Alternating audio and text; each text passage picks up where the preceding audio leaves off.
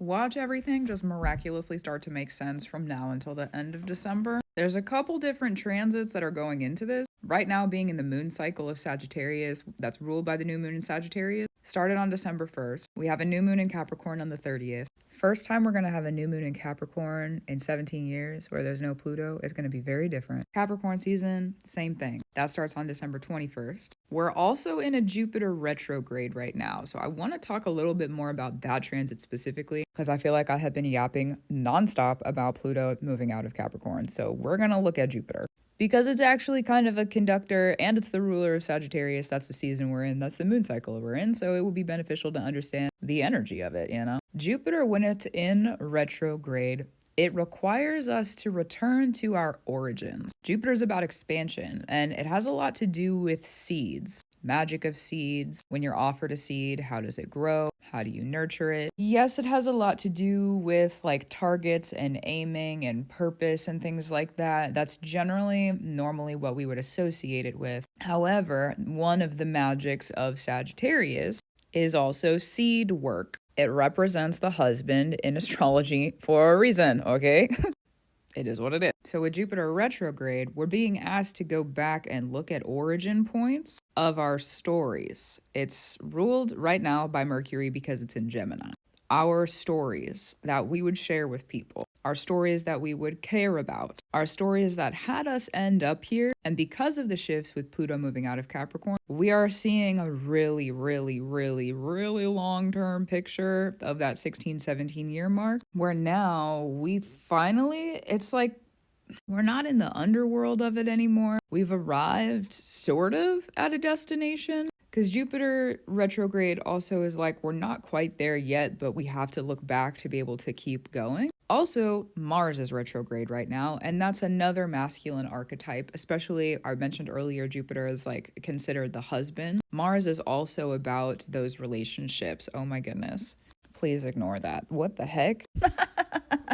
Anyways, moving on. We're all human, okay? And thank God, because I don't want to be anything except a human. Thank you for my body. Oh, and my boogers apparently, but okay, continuing. Mars being the other masculine archetype for relationship, especially when it comes to allyship. So who are you allied with? Who is an enemy? And the strength of those allyships. Why are they allyships? What are they based on? Like, is it an allyship that's based in love? It is an allyship.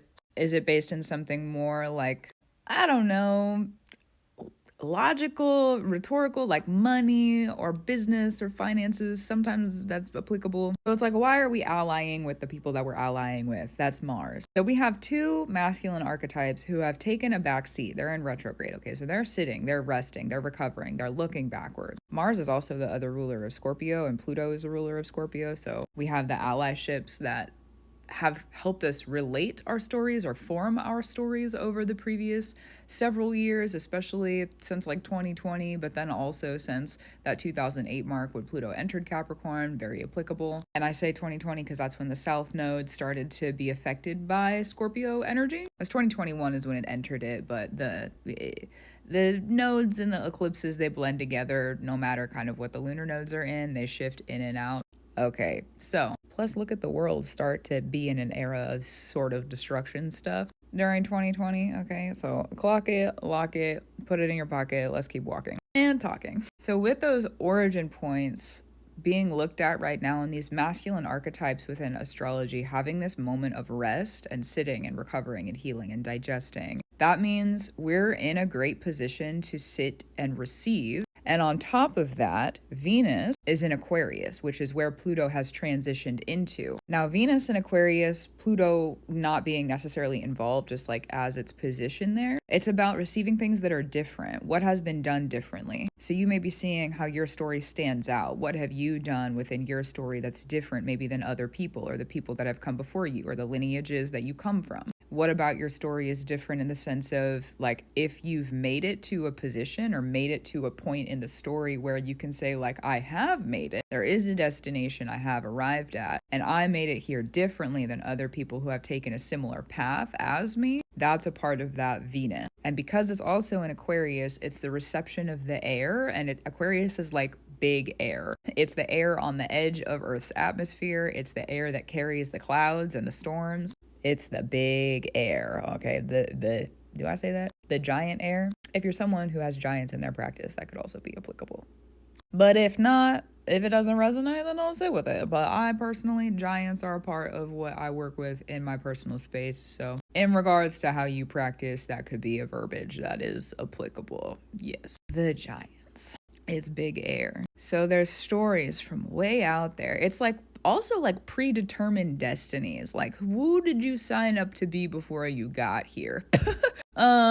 The hi, hello, big messages, you know? There's a lot of that coming through right now also. And this is going to be through really the end of December because of the way that our moon cycle works. Even though we're going to be in Capricorn season, starting on the 21st, we're still going to be affected by the new moon that was in Sagittarius on December 1st until we have the new moon that happens on the 30th of December, and that one's in Capricorn. So we have basically the whole month of December to digest this storyline. And the Capricorn energy is really going to help because it'll help us to ground on the earth. Right now, there's still a lot of it kind of like floating up and around, and we kind of have to intercept the messages or really like pay attention and sit and receive them and make intentional time to be able to like sit with the information and the wisdom. Fire and air together, okay, so that's Sagittarius and Gemini. That's where Mercury and Jupiter are right now. You can't burn a candle if Earth is not involved. The air might feed the fire, but it also has to feed on the earth. It feeds on both of them at the same time. So when we get to Capricorn season, we finally, instead of it just being the air and the fire on the top, we finally have something to like ground the story in. We're reworking our systems. We're reworking kind of like how we are working as a human on the earth with our hierarchical spaces. And there's going to be a lot of structure rearrange on a personal and probably collective level during Capricorn season. Discern for yourself, okay? Those are some big words. Some big words for Elmo. Plus, I got my hood up. It's black, looking like that Kermit meme. My goodness. Anyways, okay, let's keep walking with it. So let yourself adjust. Right now is a lot of time of like learning to trust yourself, learning who you've become, why you've become that person, what story have you told because you were writing it and walking in it. A lot of story work that is grounding right now, which means there's a great big news story coming up because the story that we're finishing currently has taken a very long time. For some of us, our entire lives. So you're telling me there's a story that I'm ending currently, understanding, and there's a new one beginning, but this previous story has taken my whole entire life? I know on a personal level, I still need to integrate a lot of the story work. And also, I'm sitting here wondering, what now? What now? If this is really over, what now? I'll have my answers when I need them. That's how these things work. And also, I'm wondering, interested, understanding. Yeah. So gratitude, reverence, and love to you. Keep doing what you need to do. Keep up your brew. Receive your story as you need to. That's true. And thank you for your work, because the work that we do, it requires all of us to do it. The way that the collective changes, it requires all of us to do individual work. And even the bigger collective, it requires work within the smaller communities, you know? So congratulations on the work you're doing. Congratulations on the story coming to a close and to an end. I expect there to be some form of finalization during the full moon in Gemini on the 15th of December. Kind of like leaning into the 16th too, like the 15th and the 16th, there'll be finalizations. But finalizations, realizations, consecrations, preparations.